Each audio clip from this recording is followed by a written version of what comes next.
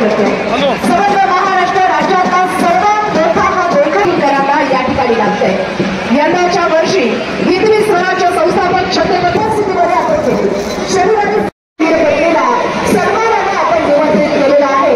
अशा वीरपत्नींचा सन्मान त्यांचं स्वागत सुनीता कविता गाडे मॅडम यांच्या शुभ हस्ते आणि सोलापूर महानगरपालिकेच्या आयुक्त या सर्वांचं स्वागत आपण या ठिकाणी करतो। गेल्या 4 वर्षापासून आपण आपल्या